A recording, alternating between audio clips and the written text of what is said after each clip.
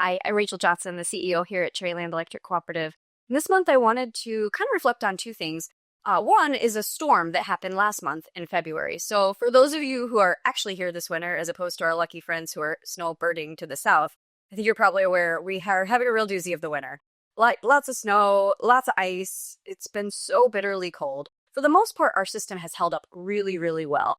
But we did have a small storm event in February that affected not just us, it affected across the region, affected other utilities as well, with pretty high winds in that storm. So, 50-ish mile an hour gusts.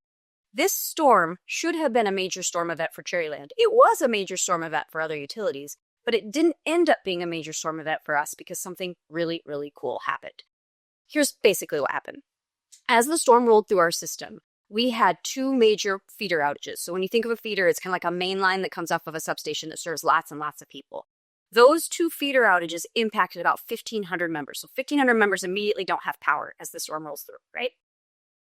5 years ago, those people would not have had power until we could get back out, get our linemen out there, have them kind of work through the issue and get it repaired. But because of the devices we've been installing on our system, I've already talked about these, so I won't bore you with all the details that allow us to isolate an outage issue and restore parts of it from the office, we were able to get like 1,200 of those people back on within 10 minutes. So we still had 300 people out. We set our line crews out. They were able to safely repair and get the power restored for those people after a couple of hours. But 1,200 people had a 10-minute outage that should have been a 3-hour outage. And that happens across our system all the time now. So what I'm starting to see and what you are starting to enjoy is all of the benefits of the ongoing and consistent reliability investments that we're making, and also the ways in which we're investing in technologies that help make us more efficient. So my manager's column this month in March, I talked about some of those kind of high-level metrics that we're measuring to figure out whether or not the things we're doing are working and what kind of impact they're having. And two that I wanted to call to your attention on the reliability side of things are one that we've talked about all the time, but our kind of system availability index, or we call it the holy grail, the 5 nines, right? So I told you last year we had 5 nines. This year, or in 2024, we were really, really close. We were like 1,000th of a percent away from 5 nines. But what's really, really cool is we continue to deliver to you the absolute best electric reliability in the state of Michigan. Let me say that to you one more time. You are getting the best electric reliability in the state of Michigan. We delivered that to you in 23. We delivered it to you again in 24. And already in 25, we're seeing that we're on a similar track in terms of the payoff of things like our tree trimming program and our maintenance program. The other cool thing we're seeing is the ways in which technology is making us way more efficient at getting the lights back on. So I gave you that example for February, but if we go and look back at those 2024 stats, we also kind of had an interesting thing happen. In general, we try to our goal is to get power back on within 2 hours. Now, let me preface this by saying the number one priority is and will always be safety. However long it takes to do the job safely is the right amount of time to take. But of course, we want to get your lights back on as fast as we can safely. We've been investing in technologies that help us kind of decrease that outage duration time by giving us more information sooner. So we've talked about the metering system, letting us know when your power's out right away so we can get a line crew on the way faster. What we saw in 2024 is that our average outage duration time was 104 minutes. So 1 hour and 44 minutes as opposed to 2 hours. We shaved 15 minutes off of our goal, which is really, really cool. And such, I think, just evidence that those investments are really working and paying off for you in terms of keeping your lights on. The other thing that I talked about in my March column that I think is important, because as many of you now know, we have just gone through a rate increase with our board that will go into effect this spring and then a second phase in effect next year. And I think it's really important that you understand one of the metrics we look at when we think about rates.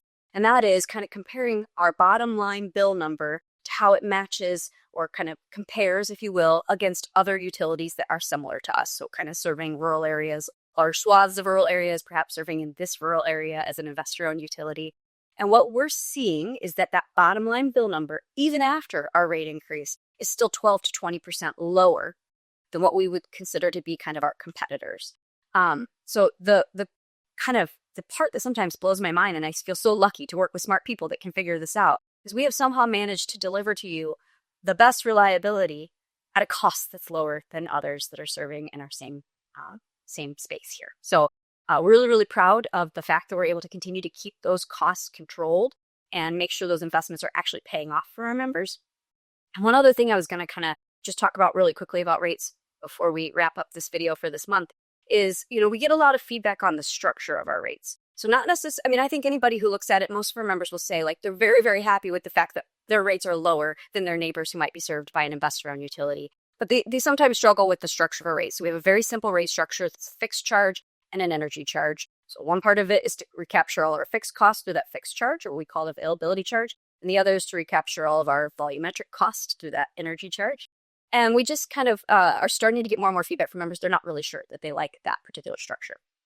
We hear you. And so one of the things that we're going to do over the next couple of years is really dig into our actual rate structure. We're going to hire a consultant to help us work on that and try to figure out if there's a different, better way for us to design our rates to still make sure that your cost, you're paying your fair share of the cost to deliver electric service to you, but perhaps give you more price signals that you can act on. So stay tuned for that. I just wanted to touch on it because I want to, we often get people kind of asking like, how do we give input into what's going on with the co-op? And I want you to see that we are really hearing your input. We've asked you for how you want us to manage this tension between investment and reliability versus affordability. You've consistently said, we want you to keep our lights on. I think you'll agree. We're delivering on that. And now you're also saying, we're not sure we buy into your rate structure. So we're going to take that on over the next few years.